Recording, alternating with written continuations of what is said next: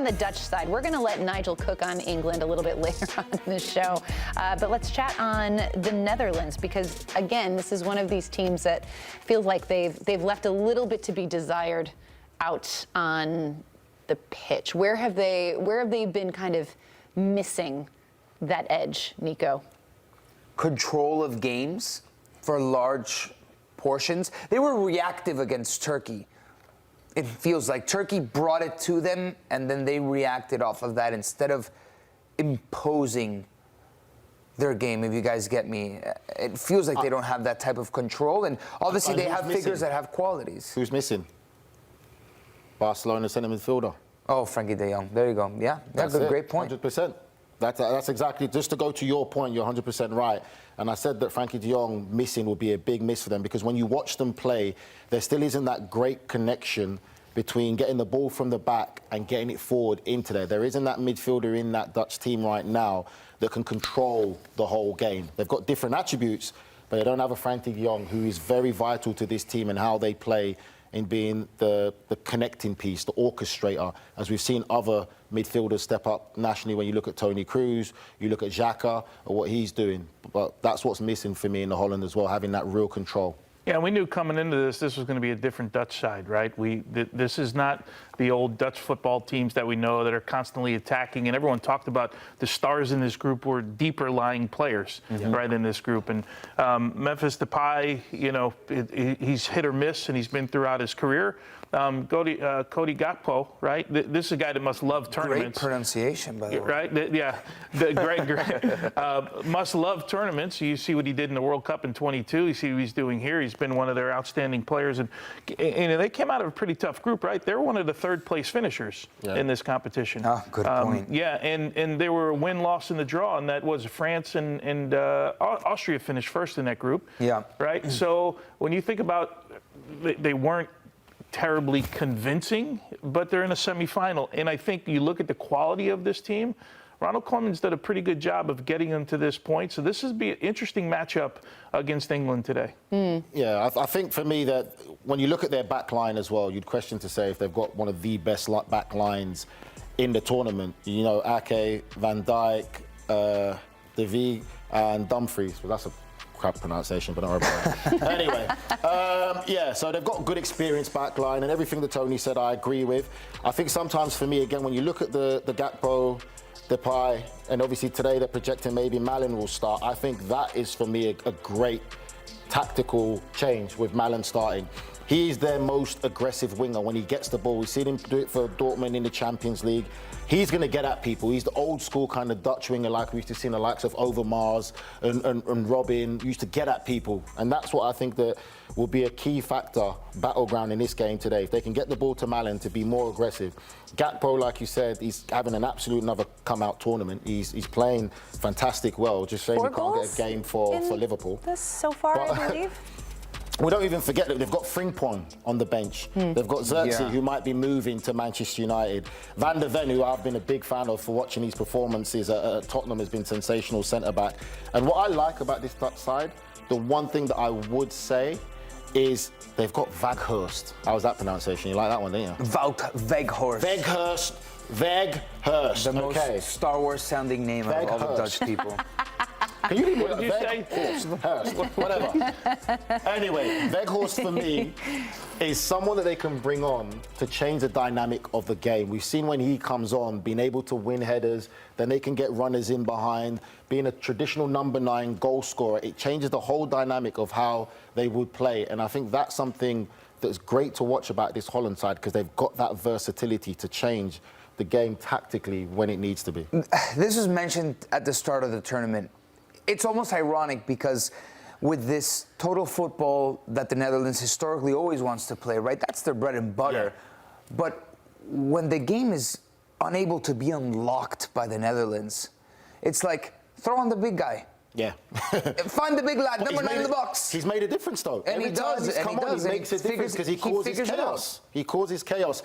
And that's what. And the funny thing about it as well is he will have a point to prove and want to knock England out for the treatment that he had at his time in England. Because players do keep that in mind, and they have that kind of anger sometimes when they go to a country or nation and it doesn't go well, and then you get mocked in the press and everything like that. There'll be nothing better for him to be the one that scores a winning goal to knock England out. But isn't that great coaching? Like when you think about it, because we always talk about when Plan A doesn't work, go to Plan B. Yeah. So if that's Plan B and it works for you, you go to Plan B, right? That's what you do. You change up the rhythm of the game, and you've got a weapon like that. You got to use them. It's different facets, and you always need different facets. You can't play one way, and then when it's not working, your subs are like for like. Yeah. And the team looks the same, and you're not breaking the rhythm that's not permitting you to find solutions. And Wout Weghorst has shown, I don't think anybody would have given 2 cents for Wout. Clearly, Manchester United didn't give 2 cents for Wout Weghorst. I mean, he was playing between Burnley, Besiktas, and Manchester United. He couldn't find where to land. And at the Dutch national team, he's offered solutions for Ronald Koeman when this intricate, collective, dynamic football doesn't work.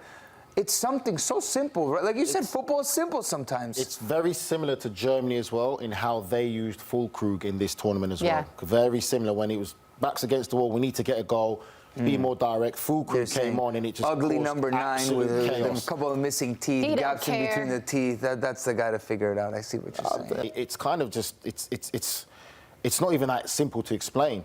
But you're going to have Saka high up wide, you're going to have Trippier that goes high up wide, Harry Kane, Foden and Bellingham at the number 10. But what happened as well in most of the game was Rice would drop back into that hole a bit, and Mainu will be given a bit more freedom to get forward. So there's a lot of moving parts, intricate things that go on in this formation, in this system.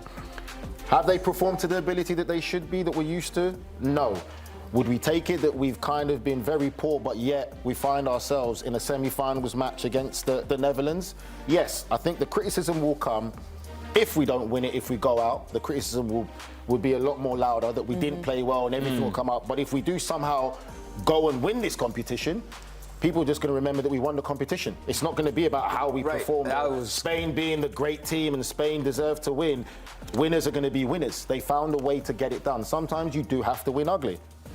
Gareth Southgate alluded to that yesterday in his press conference, basically saying they're at the stage now in the tournament where it's about what could happen and the possibilities rather than what you haven't done well or where you have failed at this point or what could go wrong, and how that can change the mentality of a player heading into a match. Tony, do you agree with Southgate's statements there? Yeah, they've failed to flatter in a lot of ways based on the players that they have, but they've been wildly effective. I mean, they're in a semifinal and they win a penalty kick shootout. I know what that means in England because that's not the norm for them. It's our kryptonite. Yeah, it is, and it has been. And Gareth Southgate, we talked about this before the last match.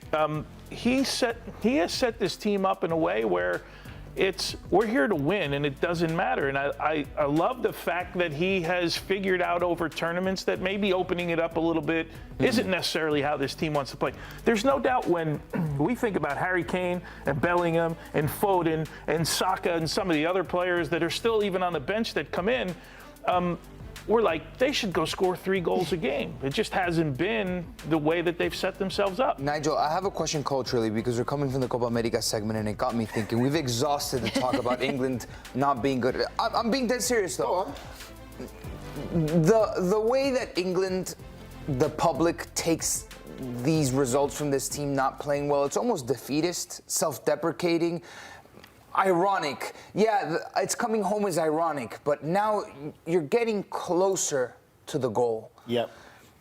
And culturally, does the team feel, you think, a lot of this negative, we're not as good as we think we can be type of attitude with how they see their national team? The team, no. I just feel that for me, the problem what you've got is you've got to look at both sides. Gareth Southgate has played his part, whether he likes it or not, in the sense of the experiment with Trent Alexander-Arnold. Those were his decisions. It didn't quite work out. With the other options that he's done of players that he left behind, you look at the likes of Marcus Rashford being left behind, Jack Grealish, we're lacking the creativity. And then Harry Kane, fantastic player, but he hasn't played well. But again, is he being too loyal to the same degree as Martinez was to Ronaldo? So there's questions that come from both sides where the English public have always been very opinionated. and I'm English, but, you know, not wrong, not shy of an opinion or two. And I think, yes, I'm British, yes, correction. But I just feel that it's something that we grew up in. So for these English players, it's nothing new.